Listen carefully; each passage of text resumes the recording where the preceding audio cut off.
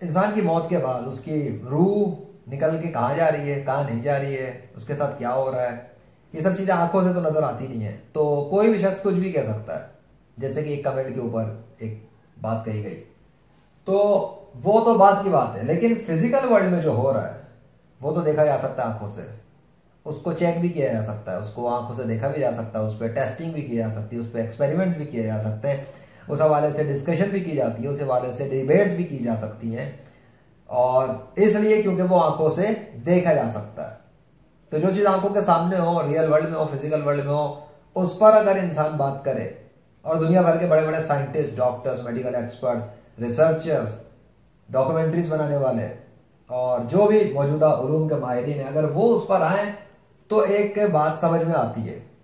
लेकिन कोई ऐसी बात जिसको कोई भी शख्स दावा कर दे और उसका मौत के बाद इस चीज से ताल्लुक हो कि वो वहां चला जाता है और वहां चला जाता है और कहां चला जाता है, जिसको वो दिखा नहीं सकता। तो जब एक चीज को दिखा नहीं सकता, उस चीज को प्रूफ कैसे करेगा? जब वो प्रूफ नहीं कर पा रहा, तो कोई भी शख्स ऐसा क्लेम अगर कर रहा है जिसका वो सबूत नहीं दे पा रहा, प्रैक्टिकल सबूत जो ऑब्जर्वेबल हो, चेक किया जा सके, टेस्ट किया जा सके, एक्सपेरिमेंट किया जा सके, रिसर्च की जा सके, डिबेट उस पर की जा सके, और फिर वो सबूत भी ऐसा हो जो नाकाबिल शिकस्त रहे, उसके बावजूद भी वो अटल का अटल वैसा ही रहे। तो अगर कोई ऐसा नहीं कर पा रहा, तो उसका कोई भी वैसा दावा कर रहा हो तो वो नाकाबिल कबूल है किसी भी अक्लमंद इंसान के लिए। मौत के बाद फिजिकल वर्ल्ड में क्या हो रहा है वो तो मैं भी बता देता हूं, और इसको हवाले से कोई सबूत है और जो भी कुछ है उस पर बात कर लेते हैं। लेकिन मौत के बाद स्पिरिचुअल वर्ल्ड में क्या हो रहा है, रूह कहां जा रही है, कहां नहीं जा रही, रूह होती है नहीं होती, वो सारी चीजें इसमें उस पर मैं बात नहीं कर रहा। वजह है क्यों? क्योंकि वो चीज आप देख नहीं सकते, चेक नहीं कर सकते। तो मैं इतना ही बता रहा हूं आपको जितना आप देख सकते हैं, उसी पे बात करके समझा देता हूं। इस कमेंट के ऊपर जो दावा किया गया उसके हवाले से परात्मा और आत्मा तो नहीं, लेकिन लाशों के साथ क्या हो रहा है उस पर देखते हैं क्या सीन है। इस फिजिकल वर्ल्ड के अंदर जिस स्फीयर में आप रहते हैं, जिधर मौजूद है, जहां आप रह रहे हैं, वहां हो क्या रहा है? लॉ ऑफ नेचर इंसान जानता है, कॉमन सेंस रखने वाला, साइंस का इल्म रखने वाला, वो जानता है कि साइंस के मुताबिक इंसान की मौत के बाद उसके जिस्म के अंदर से बदबू आना शुरू हो जाती है। It's a normal process, it's a normal by default thing. कोई भी इंसान मर जाता है, उसकी लाश को आप छोड़ दें, उस पर कोई केमिकल ना लगाएं, उसको इंटेक्ट कंडीशन में छोड़ दें, तो उसके अंदर बदबू आना शुरू हो जाती है। एटलीस्ट सर्टेन डिकम्पोजिशन का प्रोसेस तो शुरू हो जाता है। डिकम्पोजिशन जब शुरू हो जाती है तो कोई भी जानता है कि एक चीज ये होती है उसमें डिकम्पोजिशन में कि माहौल का भी असर होता है। सर्द इलाका हो और गर्म इलाका हो, लाश गर्म इलाके में थी या सर्द इलाके में थी, पानी के अंदर थी या हवा में थी, इस इन्वायरमेंट का उस पर फर्क पड़ता है या नहीं पड़ता? बिल्कुल पड़ता है। ये भी कॉमन है साइंस के उसूलों के मुताबिक, ये कॉमन है क्योंकि साइंस के उसूलों के मुताबिक ये जो लॉ ऑफ नेचर है उसमें ये मुमकिन है पानी के अंदर जो लाश है वो ज्यादा तेजी से गलना सड़ना शुरू हो जाए, क्योंकि वो पानी के अंदर है, गल सकती जल्दी। जमीन पे अगर रखी हुई है, अब वो जमीन के ऊपर है, different law of nature apply होगा। अगर जमीन के अंदर दफन है तो different law of nature apply होगा। अगर उसको आग में डाल दे, फर्ज करें लाश को आग में डाल दिया जाए तो वो जल के भस्म हो जाएगी। अगर कोई इंसान डाल दे, ठीक है, तो वो इंसान का प्रोसेस होगा मैनुअल कि वो आग को जलाएगा, फिर उस आग में डाल दे, या कहीं आग लगी हुई और लाश तक पहुंच गई और लाश जल जाए तो वो भी मुमकिन है। वो जाहिर बात है लाश में तो फिर बदबू आएगी। लेकिन अगर उसको ना भी जलाया जाए तो नॉर्मल कंडीशन में पड़ी हुई लाश से भी बदबू आना शुरू हो जाती है। किसी जगह पे अगर मर्डर हो जाए, किसी घर में कत्ल हो जाए, किसी भी जगह पर, तो वहां अगर वो लाश होती है तो उस लाश की बदबू इतनी ज्यादा होती है कि वो अगले अड़ोस पड़ोस में पता लग जाता है कि भाई इस जगह लाश है। Common thing. तो पता लगा लॉ ऑफ नेचर के मुताबिक इंसान की जिस्म के साथ यह मुमकिन नहीं कि वो डिकम्पोज होने से बच जाए। हाँ, अब इस डिकम्पोजिशन का जो प्रोसेस उस पर शुरू होता है एक लाश के ऊपर, एनवायरमेंट से फर्क क्या पड़ता है? स्लो डिकम्पोजिशन होगी या फास्ट हो जाएगी, यानी स्पीड इंक्रीज हो जाएगी, स्पीड इंक्रीज हो जाएगी या स्पीड डिक्रीज हो जाएगी। लाश यानी कि जो डेड बॉडी है, डेड बॉडी, उसके ऊपर स्पीड इंक्रीज हो सकती है, डिक्रीज हो सकती है। तो स्लो डिकम्पोजिशन होगी या फिर फास्ट डिकम्पोजिशन हो जाएगी, या फिर नॉर्मल डिकम्पोजिशन चलेगी लेकिन डिकम्पोजिशन होगी। अच्छा, अब इस प्रोसेस को रोकने के लिए जो दुनिया भर के अंदर बहुत से माहिरीन हैं जो जानते हैं डिकम्पोजिशन पे, ममीफिकेशन करना, केमिकल यूज करना, वैक्स को इस्तेमाल करना और दीगर बहुत सारे तिब्बी यानी कि मेडिकल साइंस से रिलेटेड इंस्ट्रूमेंट और आलात और दवाइयाँ वगैरह या मसाला जात उनको वो इस्तेमाल करते हैं। बहुत से मज़ाहिब में ऐसा होता है, इस्लाम के सिवा। इस्लाम के अंदर नहीं होता डेड बॉडीज पे मसाला जात और केमिकल लगाने का कोई इस तरह का प्रोसेस के लाशों को प्रिजर्व किया जाए लाश केमिकल लगा के। लेकिन इस्लाम के सिवा दीगर कुछ बहुत से मज़ाहिब के अंदर ऐसा होता है, खुसूसी तौर पर क्रिश्चियंस के अंदर, कैथोलिक में ऐसा होता है। इसके अलावा ये क्या कहते हैं, बुद्धिज्म के अंदर भी ऐसा किया जाता है, बुद्धिज्म के अंदर। तो ऐसे मज़ाहिब और दीगर और भी कुछ होंगे जिनका मुझे इल्म नहीं। तो डिकम्पोजिशन को रोकने के लिए यानी स्लो करने के लिए, स्लो डाउन करने के लिए उन पर केमिकल लगाए जाते हैं। और ऐसा फिरौन वगैरह की जो ममीज वगैरह उस पर देखा जा सकता है कि वो कितनी पुरानी है, लेकिन वो इसी प्रोसेस के थ्रू रखी गई है। इवन कैथोलिक के अंदर, क्रिश्चियनिटी के अंदर, क्रिश्चियंस में ये रवाज है कि वो अपने मजहबी रूहानी पेशवाओं की डेड बॉडीज के साथ ऐसा करते हैं कि उनकी लाशों पे केमिकल लगाते हैं और उनको जो सड़े गले ढांचे होते हैं उन पे वैक्स वगैरह लगा के उनको ऐसा बनाते हैं जैसे वो कोई जिंदा इंसान है। और उसके बाद उसको डिस्प्ले में रखते हैं और डिस्प्ले में रख के वो अपनी आवाम को दिखाते हैं, शो लगाते हैं और उसमें उनको ये दिखाते हैं कि ये देखो ये जो ये बॉडी फ्रेश है, ये तरोताज़ा है और इसको खुदा ने महफूज किया है। हालांकि वो खुदा ने नहीं, उनके इन मजहबी पेशवाओं ने, डॉक्टरों ने किया होता है, लेकिन वो मंसूब कर देते हैं खुदा की तरफ। तो आप खुद ही समझ लें वो खुदाई अमल तो है ही नहीं जिसमें इंसान ने मुदाखलत कर दी हो, तब्दीली कर दी हो। तो इंसान जब किसी भी काम में अपनी मुदाखलत कर दे जाकर, यानी एक वो काम होता है जो खुदा ने किया, इंसान बना दिया, इंसान को कत्ल कर देता है खुद, जो जानबूझ के खुद करते हैं, तो वह इंसान मर जाता है दूसरा वाला। लेकिन अगर खुदा की तरफ से हुक्म आ जाए कि इसको मरना है तो भी मर जाता है वो इंसान, जिसको तबाही मौत कहते हैं कि अचानक था पड़ा पड़ा एकदम मर गया, दर्द उठा मर गया, कैंसर हुआ, मतलब कैंसर या कोई ऐसी बीमारी जो सडन डेथ होती है। अभी रिसेंटली मेरे करीबी मोहल्ले के अंदर दर्द हुआ, किसी बच्ची को 20 साल की उसकी उम्र थी, शादी होने वाली थी, दर्द उठाए और ये डेंगू वगैरह से रिलेटेड कोई बात का था, 2 दिन से कोई बुखार था, सडन उसके चिकन घंटे लगे, आईसीयू तक पहुंचाया और डेथ हो गई। मुझे उसका पता नहीं लगा, वो तो डेथ के बाद ही, जाहिर है इतना शॉर्ट टाइम था, अगर पहले पता लग जाता और मुझ तक इन्फॉर्मेशन आती तो डेफिनेटली मैं उस केस के हवाले से उस पर एक्शन लेने के लिए कोशिश करता अल्लाह के फजल से, ताकि उसकी इनक्रेडिबल कंडीशन को देखा जाए। क्योंकि मेरे बिजनेस लेजेंडरी फ्रीलांसर में लाइलाज मरीजों के हवाले से सर्विस दी आती है। तो लेकिन वो सडन डेथ जो अल्लाह के हुक्म से हो गई, चलो बीमारी के जरिए हो गई। एक होता है इंसान ने इंसान को मारा, तो इंसान मुदाखलत करता है अल्लाह की बनाई हुई इंसान पर और उसको मार देता है, तो वो इंसान मर जाता है, लेकिन मुदाखलत इंसान करता है। इन मज़ाहिब में क्या होता है, मज़ाहिब में क्या होता है कि मजहब के अंदर इंसान एक दूसरे से लड़ते हैं। किस बात पे लड़ते हैं? ज्यूज, क्रिश्चियन, हिंदूज, मुस्लिम, ये सब आपस में लड़ रहा है, लड़ रहे नहीं लड़ रहे ना। सारी दुनिया के अंदर आप उठा के देख लो, खबरें देख लो, जो कुछ उठा के देखना है देखो, लड़ रहे हैं एक दूसरे से, नफरत कर रहे हैं एक दूसरे से। हालांकि अक्सरियत मजहब पे अमल नहीं करती, प्रैक्टिकली अमल नहीं करती।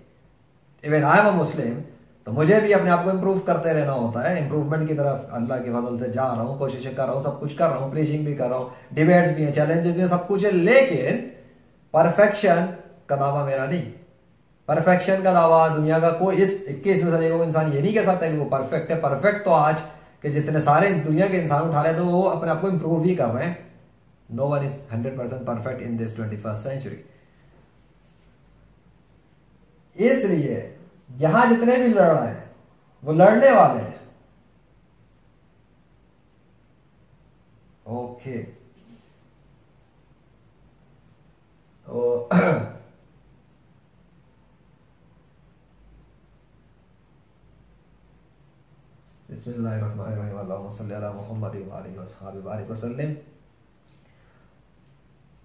तो अब आप देखेंगे कि हिंदू, क्रिश्चियन, ईसाई ये वगैरह जब आपस में लड़ रहे हैं, मुसलमानों से लड़ाइयां होती हैं, तो आखिर होता है क्या है? जब ये सब लड़ते हैं तो ये अपने बिलीफ्स को ठीक कहते हैं कि इनका मजहब दुरुस्त है, इनका मजहब भी सच्चा है, इनका खुदा भी सच्चा है, और ये अपने खुदा से अपने खुदा से मतलब जो कायनात का खुदा है उससे ताल्लुक को डिफाइन करने के लिए दावा करते हैं कि इनका दावा जो है अपने खुदा के हवाले से वो सच्चा है।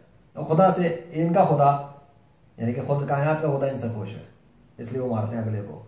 हिंदू मुसलमानों को इसलिए मारते हैं कि खुदा खुश हो, मुसलमान हिंदुओं को इसलिए मारते हैं कि खुदा खुश हो, क्रिश्चियंस इसलिए इनको मारते हैं कि खुदा खुश हो, ज्यूज इनको इसलिए मारते हैं कि खुदा खुश हो। तो खुदा को सभी खुश करना चाह रहे हैं, चाहे खुदा के नाम मुख्तलिफ बनाए हुए हैं, हर एक के नजदीक डिफरेंट है ना, लेकिन खुदा को खुश करने जा रहे हैं। तो डेड जब वो अपने बिलीफ पे जिंदगी गुजारते हुए या एक दूसरे से लड़ते हुए मर जाते हैं, देन क्या होता है, जब उनकी लाश बन जाता है, एक इंसान डेड बॉडी हो जाती है, तो उसके बाद उस पर डिकम्पोजिशन का प्रोसेस शुरू हो जाता है, जो मैं एक्सप्लेन कर चुका। डिकम्पोजिशन प्रोसेस शुरू होने के बाद होता क्या है, वो डिकम्पोजिशन प्रोसेस अप्लाई हो रहा होता है हर इंसान पर, लेके एक कैटेगरी डिफरेंस हो जाता है यहां पर। वो ये होता है कि ये वाला डिकम्पोजिशन का प्रोसेस जो है वो मुसलमानों पर अप्लाई नहीं होता, जो कौन से जो डिफरेंट कैटेगरी के हैं, और एक कैटेगरी मुसलमानों की है जिसपे वो प्रोसेस डिकम्पोजिशन का अप्लाई होता है, और उस समय तमाम गैर मुस्लिमों पर भी अप्लाई होता है। ये आपको समझना पड़ेगा, कैसे एक्सप्लेन करता हूं मैं। दो तरह के इंसान होते हैं, सबको पता है, एक इंसान होता है अच्छा, एक इंसान होता है बुरा, ठीक है। अच्छा इंसान अच्छा होता है, बुरा इंसान बुरा होता है। और अच्छे इंसान की डेफिनेशन क्या है, वो हर मजहब के अंदर डिफरेंट है, किसी मजहब में कुछ, किसी में कुछ, लेकिन कुछ बातें और अमाल ऐसे होते हैं, एक्शन, जिनको हर मजहब के अंदर ही अच्छा ही माना जाता है। जैसे कि किसी को फजूल में थप्पड़ मार दो, तो आप किसी भी अकलमंद से पूछ लें, वो यही कहेगा, किसी भी मजहब का हो, वो कहेगा ये गलत काम है, थप्पड़ क्यों मार दिया, कि बिला वजह थप्पड़ क्यों मारा। लेकिन किसी ने किसी पे जुल्म किया हो, फिर अगर कोई जाके उस किसी इंसान को थप्पड़ मार दिया, पीटना शुरू कर दे, तो लोग खुश होंगे कि अच्छा किया, इंसाफ को लेंगे उसमें। और वही अमल बिला किसी वजह कर देगा तो जालिम कहलाएगा। तो पता लगा कि एक एक्शन कुछ कंडीशन के हिसाब से भी बुरा हो सकता है, और कुछ कंडीशन के हिसाब से वही एक्शन ठीक हो सकता है। जैसे कि पुलिस डाकू मुकाबला ले लें, तो वैसे इंसान को अगर मार दिया जाए, गोलियों से भून दिया जाए, तो दूसरा इंसान कहेगा कत्ल कर दिया, मार दिया। मारने वाले इंसान ही है। पुलिस कौन है? पुलिस इंसान है, एक इंसान है जिसका, जो एक ग्रुप है जिसका नाम पुलिस है। दूसरा ग्रुप है जिनका नाम है डाकू या चोर, आप कह सकते हैं। चले डाकू ले लें, वो ज्यादा गन वगैरह लेके आ रहे हैं। अब अगर गन लेके डाकू है और दूसरी तरफ से पुलिस वाले, क्या वो पुलिस में जो लोग काम कर रहे हैं वो भी इंसान है? क्या वो अगर पुलिस में ना होते और डाकू के ऊपर फायरिंग कर दे मुकाबले पर, उन्हें मार दे, तो क्या उन्हें पुलिस नहीं पकड़ लेगी आगे, है ना? जो पुलिस का तबका हो। तो ये पुलिस का तबका क्या करेगा कि जो ग्रुप लोगों को मारने आया उन पर फायरिंग करेगा। अगर मुकाबला हो जाता है या वो कुछ और खतरनाक अमल करते हैं, तो फिर उन्हें अटैक करेंगे, वो मारे जाएंगे, और इस अमल को जस्टिफाई किया जाएगा। क्यों? क्योंकि मुकाबला पुलिस और डाकुओं का हो रहा है। लेकिन इसका यह मतलब नहीं होता कि आम आवाम फायरिंग करना शुरू कर दे, तो वो फिर गैर कानूनी इसमें चला जाएगा। ठीक है, ये चीज सब आप समझ गए। ये लोग भी एक दूसरे के साथ आपस में लड़ रहे हैं, मार रहे हैं, आपस में लड़ रहे हैं। सब नहीं लड़ते। एक तब सब मजहब के अंदर वो लोग जो मजहब की प्रीचिंग करने में लगे हुए हैं, या मजहब के लीडर्स बने हुए हैं, लीडर ही प्रीचिंग करता है ना अमूमन, तो वो अपने मजहब की तरफ से नुमाइंदे के तौर पे खड़ा होता है। एक लीडर बन के, या प्रीचर बन के, या डिबेटर बन के, या वॉरियर बन के, कुछ भी वो बन के खड़ा हो, या फौजी बन के, वो अपने मजहब या मुल्क या खुदा या कॉम्बिनेशन इसको ले लें, वो उसकी तरफ से नुमाइंदा बन के खड़ा हो जाता है, यानी तरफदारी में खड़ा होता है, डिफेंड कर रहा होता है। और फिर वो मुखालिफिन से लड़ता है, चैलेंज कर सकता है, उनके खिलाफ बोल सकता है, उनके खिलाफ स्पीचेस कर सकता है, उनके खिलाफ लोगों को बता सकता है, या उनके खिलाफ लोगों को बरगला सकता है, क्योंकि वो लीड करता है अपने अल्फाज के थ्रू। वो डाइवर्ट करने की कोशिश भी कर सकता है, वो चाहे तो फसाद पैदा कर दे, वो चाहे तो अमन पैदा करने की कोशिश करे। ये डिपेंड करता है वो किस डायरेक्शन में मूव करना चाहता है अपनी ऑडियंस को, और ऑडियंस मतलब के अवाम को। और ये हर मजहब के अंदर जो बहुत सारे लीडर्स हैं, वो अपनी अपनी आवाम को लीड करते हैं अपने अल्फाज के जरिए, और वो उन पर बिलीव करते हैं। यानी कि जहां भी एक लीडर होता है, उस लीडर को उस मजहब के फॉलो करते हैं। जैसे मुसलमानों के अंदर जो मुस्लिम्स होते हैं वो उलमा के पास जाते हैं, आलिम दीन, मुफ्ती, मौलवी। हिंदुओं के अंदर जो है वो अपने पंडित पादरी वगैरह के पास। क्रिश्चियंस में जो होंगे वो अपने पोप वगैरह के पास। इसी तरह हर मजहब के अंदर हर एक आप कॉमन टर्म ले लें तो हर मजहब के अंदर एक आम इंसान जिसको ज्यादा इल्म नहीं होता, वो अपने इल्म वाले के पास जाता है, अपने शक व शुबात के लिए, अपने सवालात के लिए, अपनी कंफ्यूजन के लिए। इसी तरह अंग्रेजों की एक वेबसाइट है क्योरा, तो वहां क्या होता है, इंग्लिश के अंदर सवाल जवाब की वेबसाइट है, वहां पे सवालात दर सवालात होते हैं इंसानों के। क्या, क्यों है? कंफ्यूजन है ना, वो सवाल पूछ रहे हैं और जिन्हें जवाब देना वो दे रहे हैं। अब वो इसीलिए हर मजहब वाला जब कुछ पूछता है तो किसी ऐसे के पास जाता है, प्रिफेयर वो यही करता है जाना जाना उसके पास जिसको वो ट्रस्टेबल समझता है या बेहतर समझता है कि यार ये सवाल जवाब दे सकेगा। कोशिश तो करता है इंसान, और फिर वो जो उसको जवाब देता है वो उसको कंज्यूम कर लेता है इन्फॉर्मेशन को, और उस इन्फॉर्मेशन की बुनियाद पर वो आगे मजीद फैसले करता है। कुछ बातें उसके बिलीव्स बन जाते हैं, कुछ बातें उसकी कुछ बातों में अगर वो यकीन ना करे तो वो रिजेक्ट कर देता है। आपके साथ भी ऐसा होता होगा, ठीक है। तो इवन मैं जो बातें कुछ आपको बताऊंगा, एक्सप्लेन करूंगा, उसमें जो हो सकता है बहुत सी बातें आप ना सुनना चाहें, या आपको पसंद ना हो, या आपको अजीब सा लगे, तो आपको अपने आप को एज अ न्यूट्रल बंदा बन के इसको सुनना पड़ेगा आगे और मजीद। और न्यूट्रल मतलब अब ऑब्जर्वर बन जाए, आप देखें कि मैं बात क्या कर रहा हूँ, एक्सप्लेन क्या कर रहा हूँ, वर्ल्ड दुनिया के अंदर ऐसा हो रहा है या नहीं हो रहा है, अगर हो रहा है तो क्यों हो रहा है, अगर नहीं हो रहा तो क्यों नहीं हो रहा। आप ऑब्जर्वर बन के देखें तो आपको पता लगेगा एक्चुअल में हो क्या रहा है, सिचुएशन चल क्या रही है, और मज़ाहिब के अंदर क्या चल रहा है, और मज़ाहिब के लीडर्स क्या कर रहे हैं, और उनके उनके पैरोकार क्या कर रहे हैं, और दुनिया के अंदर एक्चुअल में हो क्या रहा है, उसके नतीजे में, उस एक्शन के नतीजे में क्या हो रहा है। तो ये सब बिलीव्स करते हैं अपने पेशवाओं की बातों पर, और फिर उस पर रहते हुए अपने अपने अपने उस मजहब को सच्चा समझते हुए जिंदगी गुजार के मर जाते हैं। ठीक है, मैंने कहा ना न्यूट्रल आपने रहना। अब आप किसी भी मजहब के हैं वो यहाँ पे मैटर नहीं करना चाहिए, आप सिर्फ देखते जाएं, न्यूट्रल बन के सोचें और गौर करें। जब मर गए सब जितने भी इंसान हैं वो एक डेड बॉडी में ही कन्वर्ट हो जाते हैं। बस इंसान मर गया और अगला उसको कहता है ये मुर्दा है, ऐसा ही होता है, नहीं होता, होता है ना। अब वो मुर्दा कहलाता है क्या, मरने के बाद वो सिख कहलाता है, मुसलमान कहलाता है। मैं ये नॉर्मल उसमें बात कर रहा हूं, वो नहीं कि ये मरने वाला मुस्लिम है तो कब्रिस्तान में दफन करो, मरने वाला हिंदू है तो उसे आग में जलाओ। उसे कहते हैं क्या है मरने के बाद, मुर्दा है, मर गया, dead body, that's a common thing. उस डेथ के फौरन बाद उसका प्रोसेस शुरू हो जाता है डिकम्पोजिशन का, और डिकम्पोजिशन प्रोसेस में आते के साथ ही तमाम मज़ाहिब वाले, इस्लाम के सिवा तमाम मज़ाहिब वाले गैर मुस्लिम डिकम्पोज होना शुरू हो जाते हैं, यानी बदबू शुरू हो जाती है, उन पर प्रोसेस शुरू हो जाता है। और साथ में इस्लाम के अंदर डिवीजन है जिसमें बुरे मुसलमानों पर भी डिकम्पोजिशन होना शुरू हो जाती है उनकी मौत के बाद। और जितने भी अच्छे मुसलमान होते हैं, नेक मुस्लिम्स, यानी कि पायोस आप कह सकते हैं, गुड कह सकते हैं, एक्सीलेंट कह सकते हैं, ठीक है, परफेक्ट कह सकते हैं, जिनमें से जैसे हज़रत मोहम्मद सल्लल्लाहु अलैहि वसल्लम है जो कि is a perfect human for example in the humanity example.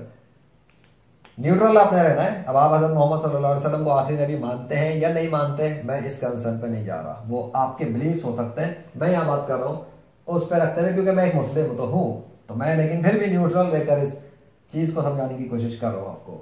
बाकी आपकी मर्जी, आप कितनी चीजों को एक्सेप्ट करते हैं, डिनाई करते हैं, वो आपका इल्म है, आपकी प्रोसेस, माइंडसेट क्या कहते हैं, प्रोसेस है, आप कुछ किस तरह उसको प्रोसेस करते हैं। यहां तमाम प्रॉफिट्स ऑफ अल्लाह जो माजी में कभी आए हजरत मोहम्मद सल्लल्लाहु अलैहि वसल्लम से पहले, उन सब की जो डेड बॉडीज हैं वो जमीन के अंदर दफनाने के बाद भी तरोताजा है। और इस हवाले से कुछ वाकयात माजी में हुए, अब सबूत अगर उनके नहीं है तो आप यकीनन कहेंगे कि आप क्यों माने, इट्स ओके, आगे चलते हैं।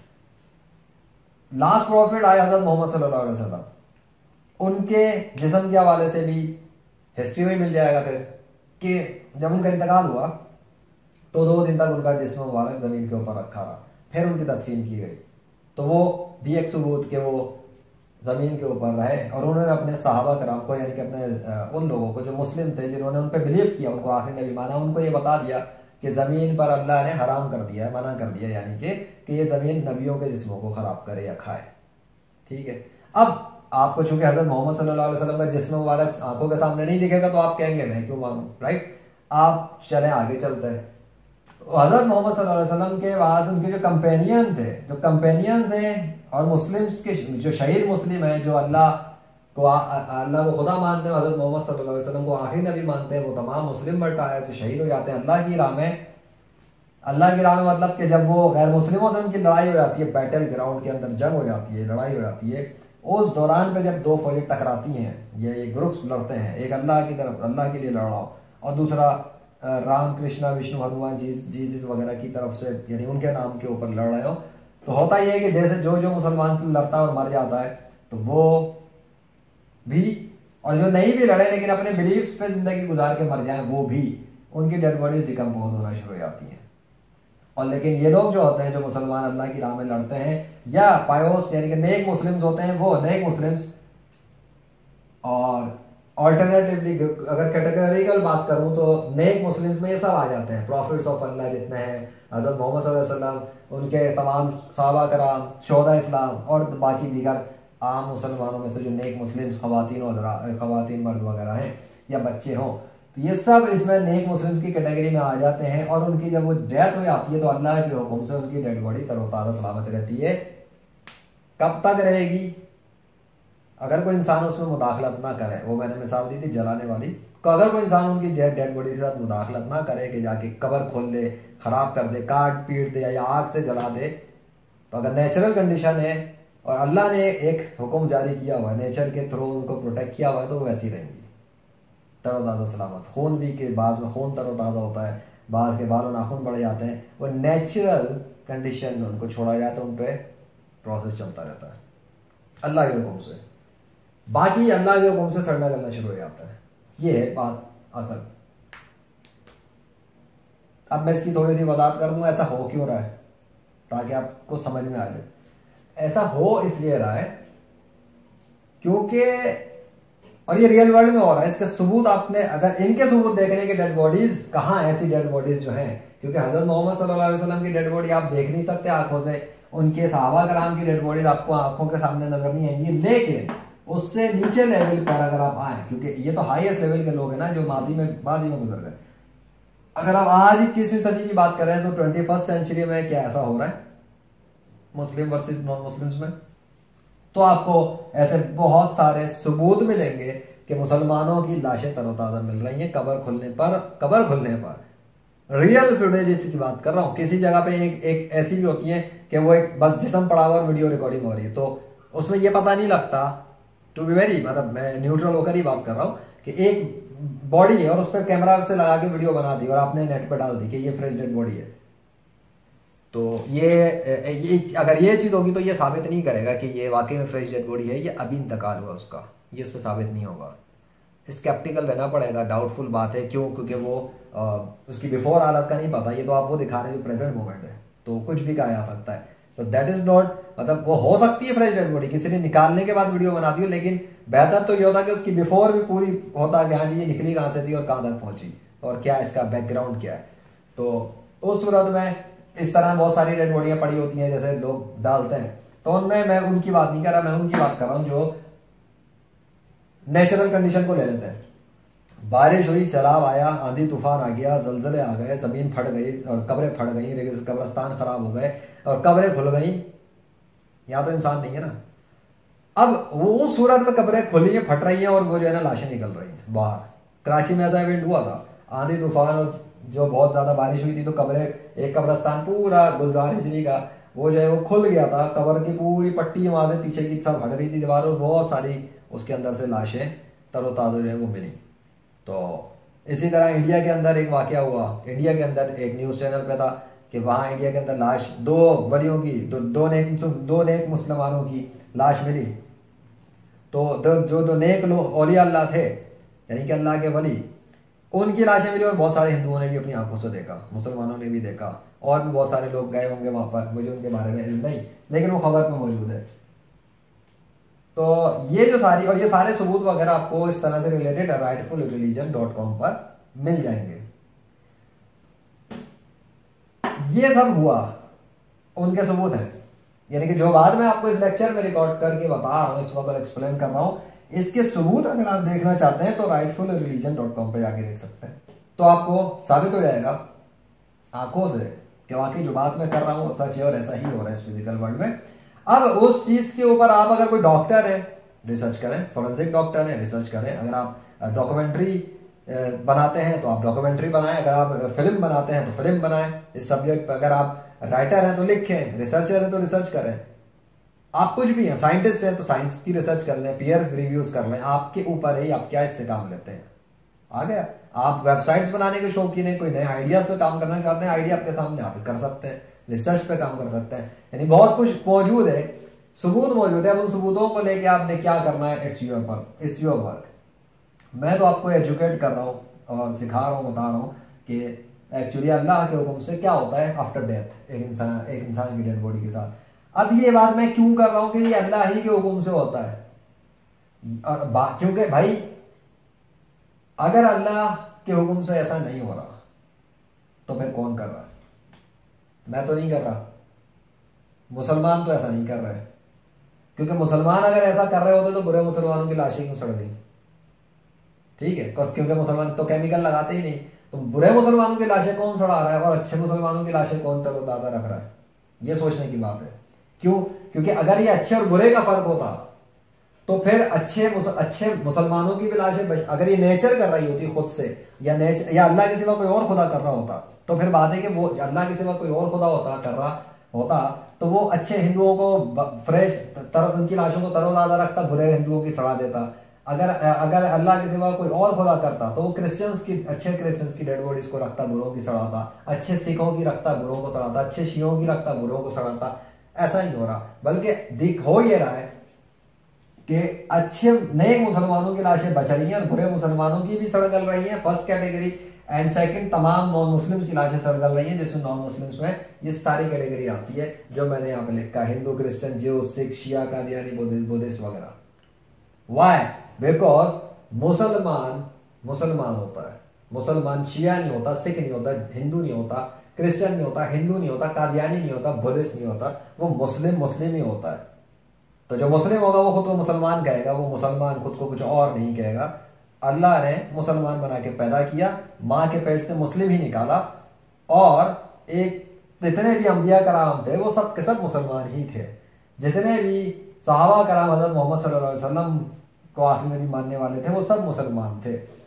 जितने शहीद हो जाते हैं नेक मुसलमान होते हैं, और नेक मुसलमानों के साथ जो अमल होता है वो ये कि अल्लाह के हुक्म से उनकी डेड बॉडी तरोताजा सलामत रहती है। अब अगर कोई खुद को मुसलमान नहीं कहता तो वो खुद डिफाइन कर रहा है कि वो क्या है। आगे समझ में आपको? इसलिए ये सब कैटेगरीज, जो कि मुसलमान होता है और जो अपने आप को कंट्रास्ट कर दे, तो अगर वो मुसलमान ही था लेकिन बुरा था फिर भी सड़ गल गया। लेकिन अगर वो खुद को मुसलमान नहीं कहता बल्कि कादियानी, शिया, सिख, हिंदू, यहूदी और किसी भी लेवल को इस्तेमाल करते हुए कह रहा है कि वो है, तो ठीक है, वो उस पर रहे और उस पर जिंदगी गुजार ले। जब वो खत्म मर जाता है तो अल्लाह के हुक्म से उसकी लाश को सड़ा गला दिया जाता है। और कौन करता है? ये अल्लाह ही कर रहा है। ये इसका सबूत कि ये काम अल्लाह ही कर रहा है, क्योंकि अल्लाह के सिवा कोई और नहीं कर रहा, वरना डिफरेंस डिफरेंट होता। तो चूंकि डिफरेंस डिफरेंट नहीं है बल्कि एक वेरी डिफाइंड लाइन है इनके दरमियान के अंदर, इस वर्ल्ड में, चाहे वो किसी भी बिलीफ को मान रहे हो, अगर इस्लाम में है और मुसलमान है नेक, डिफरेंट कानून है, लॉ ऑफ नेचर अप्लाई नहीं होगा उस पर अल्लाह के हुक्म से। और अगर वो अच्छा मुसलमान नहीं है, बुरा मुसलमान है, तो भी डिकम्पोज। और अगर किसी और कैटेगरी में आ रहा है इस्लाम से हटके, तो भी डिकम्पोज अल्लाह के हुक्म से। ये है तफसील इस हवाले से आफ्टर डेथ में, फिजिकल वर्ल्ड में, रियल वर्ल्ड में क्या हो रहा है डेड बॉडीज के साथ, ये देखा जा सकता है, चेक किया जा सकता है, ऑब्जर्व किया जा सकता है, एक्सपेरिमेंट किया जा सकता है कि क्या ऐसा बार बार हो रहा है, एक ही बार था, इत्तेफाक है या नहीं। इत्तेफाक होता तो किसी एक के साथ होता, लेकिन ये तो बार बार हो रहा है, ये तो रिपीटेड हो रहा है, ये तो रिपीटेड इवेंट है। और रिपीटेड इवेंट भी नहीं है, सिर्फ मैरेकल हो रहा है। क्यों? क्योंकि गैर मुस्लिमों में मैंने बता दिया कि वो केमिकल लगाते हैं, तब जाके इस काबिल होते हैं कि वो अपनी डेड बॉडीज के प्रोसेस को स्लो कर लें डिकम्पोजिशन के। उसके बावजूद भी उनको ये इल्म हासिल नहीं है, दुनिया के किसी भी गैर मुस्लिम के पास ये इल्म नहीं है, ये नॉलेज नहीं है कि एक इंसान का जब इंतकाल हो जाता है तो अगर उस पर वो कुछ भी ना करे तो उसमें खून तरोताजा कैसे रहेगा, उसका जिस्म नरम व मुलायम तरोताजा कैसे रहेगा, उसके जिस्म में यानी कि लाश में बाल और नाखून कैसे बढ़ जाएंगे। और वो कोई इंसान, उस गैर मुस्लिम, कोई भी गैर मुस्लिम, चाहे वो साइंटिस्ट हो, मजहबी रूहानी पेशवा हो, कुछ भी हो, वो कुछ करे नहीं मैनुअली तौर पर, खुद कुछ ना करे, लेकिन ऐसा होना शुरू हो जाए, ये इल्म दुनिया के किसी गैर मुस्लिम के पास नहीं है, ये कंट्रोल किसी गैर मुस्लिम के पास नहीं है। और ये पावर और कंट्रोल, ये इल्म, चूंकि मैंने बताया कि अल्लाह के पास है और अल्लाह के हुक्म से ही हो रहा है। क्यों? इसलिए गैर मुस्लिमों ने जितनों को भी खुदा बनाया और खुदा कहा दुनिया के इंसानों के सामने, इनके पेशवाओं ने भी अगर ये कहा कि फला फला फला फला फला खुदा है और अल्लाह के मुकाबले में किसी और को माबूद बनाया है, तो आप देख रहे हैं कि अगर वो अल्लाह के सिवा कोई और माबूद होते या खुदा होते तो वो अपना यही पावर इस्तेमाल कर लेते अपने अच्छे पैरोकारों के लिए, या तो सारे पैरोकारों के लिए या अच्छे पैरोकारों के लिए। तो ऐसा नहीं हो रहा। मतलब पता लगा कि ये इल्म वाकई में सिर्फ अल्लाह के पास है कि ये काम होता कैसे है, तभी अल्लाह कर पा रहा है। और एक और शुबह का मैं आपको बताऊं कि कोई ये कह सकता है, समझ सकता है, एक बात just for the sake of argument के ये जो है ना सारी डेड बॉडीज इसलिए तरोताजा रही क्योंकि जमीन ने इनको कबूल नहीं किया, या क्योंकि उनके खुदा ने इनकी रूहों को कबूल नहीं किया, या उनके खुदा ने इनकी डेड बॉडीज को इबरत का निशान बनाया नाउजुबिल्लाह, या उनके खुदा ने इनकी डेड बॉडियों को जो है ना वो जमीन को यूं किया वो किया। अब सवाल, अगर ऐसा होता तो फिर बुरे मुसलमानों के साथ भी करते ना। अच्छा, और अगर अच्छे ही मुसलमानों के साथ ऐसा इसलिए क्यों क्योंकि ये फरा फरा कानून फिट होते हैं जो मैंने आपको बताया, तो फिर ये अच्छे वाले कानून सारे हिंदू जीव ईसाई क्रिश्चियन पे भी फिट होने चाहिए थे। उधर तो अच्छे वाले फिट नहीं हो रहे बल्कि अच्छे और बुरे दोनों के साथ गिफ्ट हो रहे हैं कि डेड बॉडी डिकम्पोज हो रही है। आगे आपको समझ में। इसलिए ये काम किसी भी गैर मुस्लिम का कोई भी वो जिसको वो माबूद कहते हैं वो नहीं कर रहा, ना ही गैर मुस्लिमों के पास ये इल्म है कि ये कैसे हो जाता है। अगर वो मुदाखलत ना करें तो डेड बॉडी कैसे फ्रेश रह सकती है, और ये इल्म मुसलमानों के पास भी नहीं है कि ये कैसे होता है, क्योंकि मुसलमान तो करते ही नहीं डिकम्पोजिशन के लिए कोई केमिकल यूजेज। फिर भी मुसलमान अच्छे यानी नेक मुसलमानों के साथ हो रहा है। इसका मतलब ये कि मुसलमानों के पास भी ये इल्म नहीं कि कैसे होता है। तो कर कौन रहा है एक्चुअली? वो जिसको मुसलमानों ने अल्लाह माना है। अच्छा, और अल्लाह कर रहा है, हजरत मोहम्मद सल्लल्लाहु अलैहि वसल्लम नहीं कर रहा है। इसका सबूत क्या है? इसका सबूत खुद ये है कि हजरत मोहम्मद सल्लल्लाहु अलैहि वसल्लम ने अपने दौर में अपने सहाबा कराम को ये बताया था इस हवाले से कि जो अल्लाह की राह में कत्ल हो जाते हैं, मुर्दा हो जाते हैं, उनको मुर्दा ना कहो, वो जिंदा है। और ये कुरान की आयत के हवाले से उन्होंने बताया है, तो जाहिर डेफिनेटली वो कुरान के जरिए पता लगा। और आयत कुरान की कहां से आई? वो उन्होंने बताया कि अल्लाह ने उन पर नाजिल किया कुरान, और खुद उन्होंने अपने सहाबा को ये बताया कि जमीन पे अल्लाह ने हराम किया, जो मना किया जमीन को कि वो नबियों के जिस्मों को ना खाए। तो ये इल्म हजरत मोहम्मद सल्लल्लाहु अलैहि वसल्लम ने सहाबा कराम को बता दिया, यानी बता ये इंफॉर्मेशन दे दी। ऐसा होता है अंबिया के साथ। पर ये इल्म हजरत मोहम्मद सल्लल्लाहु अलैहि वसल्लम ने नहीं दिया सहाबा कराम को कि इंतकाल हो जाने के बाद लाश को तरोताजा कैसे रखते हैं या कैसे रखना है, ये नहीं बताया। और हजरत मोहम्मद सल्लल्लाहु अलैहि वसल्लम का खुद अपना भी इंतकाल हो गया और उनकी डेड बॉडी पर भी केमिकल नहीं लगा था, और उनकी भी जिस्म तरोताजा रहा, जिसमें मुबारक। तो पता लगा कि उनकी डेड बॉडी को कोई और है जिसने कंट्रोल किया और फ्रेश रखा। अगर वो कोई और है तो वो तो उन्होंने तो अल्लाह के बारे में बताया कि वो अल्लाह के आखिरी रसूल है, आखिरी नबी है, तो उन्हें इसका मतलब पता लगा साहब कि इन्हें प्रिजर्व करने वाला अल्लाह है। और हजरत मोहम्मद सल्लल्लाहु अलैहि वसल्लम को आखिरी नबी मानने वाले तमाम मुसलमानों को, यानी नेक मुसलमानों को प्रिजर्व करने वाला भी अल्लाह ही है, क्योंकि अगर अल्लाह के सिवा कोई और खुदा होता तो ऐसा अपने अपने पैरोकारों के साथ भी करके दिखाता। ये इल्म सिर्फ अल्लाह के पास है। ये कैसे होता है, क्या करना होता है, नेचर में कौन से कवानीन को तब्दील कर देना होता है, ये लॉ ऑफ नेचर के अगेंस्ट हो रहा है, साइंस के कानून के खिलाफ हो रहा है, रियल वर्ल्ड में हो रहा है, 21वीं सदी में हो रहा है। और ये एक ऐसी हकीकत है कि अगर पढ़े लिखे इंसान इस पर रिसर्च करना चाहे और डॉक्टर इस पे अगर नोबेल प्राइज लेना चाहे तो ये बहुत नायाब किस्म का इल्म तहकीक है जिसको आगे बढ़ाया जा सकता है, और इस पे नए नए दरवाजे खुल सकते हैं साइंस की दुनिया के अंदर अल्लाह के फजल से। तो आपने अगर न्यूटन लोग यहाँ तक सुन लिया है तो फिर आपके आगे आगे आपकी मर्जी, आपने इससे क्या सीखा, क्या समझा। मैं तो दिशान अशर, टेक केयर, सी यू।